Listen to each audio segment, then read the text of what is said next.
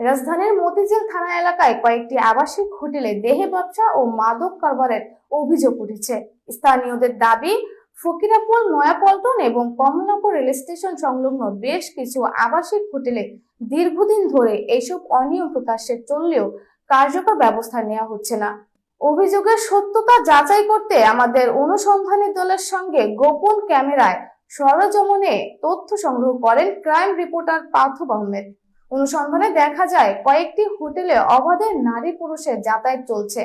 অভিযোগ অনুযায়ী একটি হোটেলে কক্ষ ভাড়া নেওয়ার আগ্রহ প্রকাশ করলে এক ব্যক্তি অবৈধ যৌন সেবার জন্য অর্থের প্রস্তাব দেন। এছাড়াও একটি কক্ষের পাশ দিয়ে যাওয়ার সময় মাদক সদৃশ্য গন্ধ পাওয়া যায় বলে দাবি করেছেন অনুসন্ধানী দলের সদস্যরা।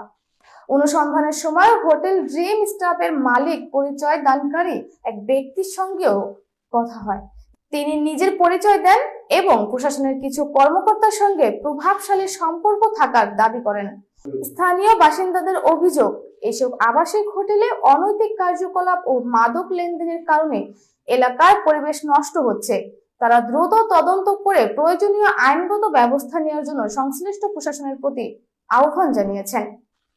এভাবেই চলছে দিনের পর দিন মতিঝিল থানা এলাকায় নারী দিয়ে দেহ ব্যবসা এবং প্রত্যেকটা আবাসিক হোটেলে মাদক সিন্ডিকেট, মাদক ব্যবসা, মাদক সেবন।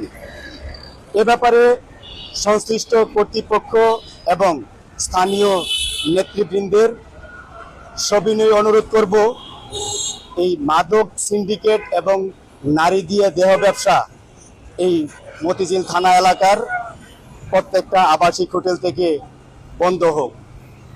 পাথর আহমেদ, জি বাংলা টিভি, ঢাকা।